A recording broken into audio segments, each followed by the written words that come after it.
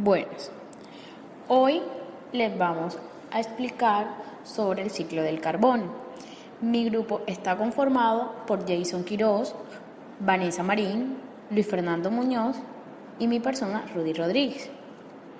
A continuación le vamos a dar una breve introducción sobre lo que es el carbono. El carbono fue descubierto en la prehistoria y ya era conocido en la antigüedad, en la que se manufacturaba mediante la combustión incompleta de materiales orgánicos. Este ciclo es básico para la formación de las moléculas de carbohidratos, lípidos, proteínas y ácidos nucleicos. Todas las moléculas orgánicas están formadas por cadenas de carbono enlazadas entre sí. Por ende, este ciclo es tan importante para la humanidad porque de él se desprende gran porcentaje de todo lo orgánico que conocemos. Que el carbono es un elemento químico no metálico, cuyo símbolo es C. Es uno de los elementos más importantes y abundantes en la corteza de la Tierra y forma parte de todos los seres vivos, gracias a su versatilidad y la capacidad de sus átomos de unirse a los principales bioelementos. Se forman diferentes combinaciones que son la base de las moléculas de los organismos. El carbono es el principal componente de la materia orgánica.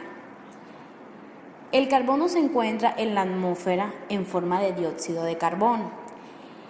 Como tal, el símbolo del carbono se define como un ciclo biogeoquímico, por el cual se intercambia carbono entre los distintos organismos de la Tierra a través de diversas reacciones sobre la biosfera. Esto suma a los ecosistemas. La litosfera, que es la capa sólida superficial del planeta. La hidrosfera, que es aguas bajo y sobre la superficie del planeta. Y por último, la atmósfera, que sería el aire. Este intercambio permite que el carbono regrese a la atmósfera y que retorne a los seres vivos. ¿En qué consiste el ciclo del carbono como tal? Este proceso es complejo y no lineal. Es decir, muchas de las reacciones por las que el carbono se intercambia suceden al mismo tiempo. Para entenderlo hay que partir de la presencia del dióxido de carbono en la atmósfera, que es el principal depósito de carbono. En las plantas absorben el CO2, que es dióxido de carbono, del aire a través de los estomas de sus hojas para realizar su proceso de fotosíntesis. Una vez que el compuesto está en su interior, el CO2 y el agua captada del suelo son sintetizados con ayuda de la clorofila para producir azúcares.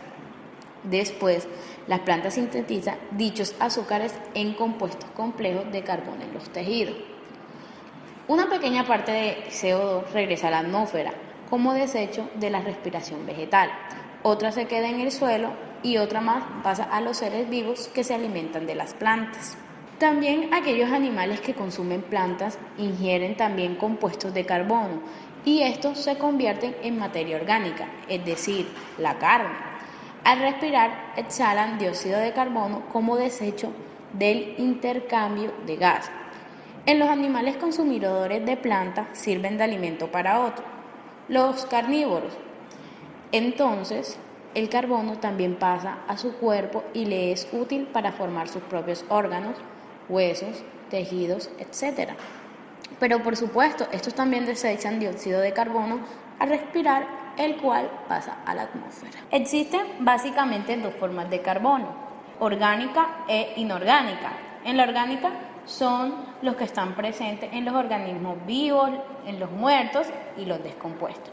En la inorgánica están presentes en las rocas de la Tierra. Compañera, con respecto a lo que usted ha dicho, ¿cómo influyen los microorganismos en el ciclo del carbono? Bueno, concretamente en el medio acuático es donde los microorganismos representan el papel más relevante, ya que el fitoplancton está constituido por una gran diversidad de ellos y otros seres que flotan pasivamente y que son los principales responsables de la fijación fotosintética del dióxido de carbono. También el zooplancton es el segundo nivel trófico del medio acuático, que se alimenta de los anteriores Esta está constituido mayoritariamente por microorganismos heterótrofos, que sirven a su vez de alimento a los carnívoros primarios. Como resumen, se puede decir que el ciclo del carbono interviene en la bacteria de forma que los restos orgánicos pasan a formar un componente geológico que puede quedar retirado temporalmente del ciclo. Es el caso de los restos vegetales que quedan enterrados en cuencas y sometidos a la actividad fermentativa de bacterias hasta transformarse en carbono tras un lento y progresivo enriquecimiento en carbono. También en cuencas sedimentarias marinas, los restos orgánicos de plancton, algas, peces, etc., son enterrados y sometidos a la acción de bacterias anaerobias. Influencia del hombre en el ciclo. La quema de combustibles fósiles, la deforestación, están incorporando nuevos flujos de carbonos en el ciclo biológico proveniente de estos depósitos, con una influencia significativa en el ciclo global del carbono.